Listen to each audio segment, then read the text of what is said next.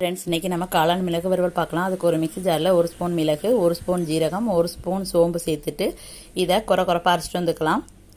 அரைச்சிட்டு வந்தாச்சு. இப்போ தாளிச்சிக்கலாம். அடுப்பில் ஒரு கடாய் வச்சுக்கோங்க. கடாய் ஹீட் ஆனதும் தாளிக்கிறதுக்கு தேவையான அளவு எண்ணெய் ஊற்றிக்கோங்க. எண்ணெய் காஞ்சதும் கடுகு, 4 வரமிளகா, கொஞ்சம் கருவேப்பிலை, 2 பெரிய வெங்காயம் பொடியாக நறுக்கி சேர்த்துட்டு உப்பு போட்டு வதக்கிக்கோங்க. ஓரளவு வதங்கினதுக்கப்புறம் இதில் இஞ்சி பூண்டு பேஸ்ட்டு 1 ஸ்பூன் சேர்த்துக்கோங்க. சேர்த்துட்டு இதையும் நல்லா வதக்கி விட்டுக்கோங்க. இது நல்லா வதங்கினதுக்கப்புறம் 1/4 ஸ்பூன் ரெட் சில்லி பவுடர் சேர்த்துட்டு இதையும் நல்லா வதக்கிக்கோங்க. இதுவும் நல்லா வதங்கட்டும். பச்சை வாசனை போகிற அளவுக்கு நல்லா வதங்கி வந்ததுக்கப்புறம் 200 கிராம் காளான் எடுத்து கழுவி கட் பண்ணி வச்சுருக்கேன். அதை இதில் சேர்த்துக்கலாம். காளான் இப்போ சேர்த்துக்கலாம். சேர்த்துட்டு இதையும் ஒரு டைம் வதக்கி விட்டுட்டு மூடி போட்டு ஒரு 5 நிமிஷத்துக்கு மூடி வச்சுக்கோங்க. இப்போ ஓப்பன் பண்ணி பார்க்கலாம். இப்போ அரைச்சிட்டு வச்ச மசாலாவை இதில் சேர்த்துட்டு இதையும் லைட்டாக கலந்து விட்டுட்டு ஒரு 2 நிமிஷத்துக்கு மூடி வச்சு ஓப்பன் பண்ணி பார்த்துட்டு கொத்தமல்லி தழை தூவி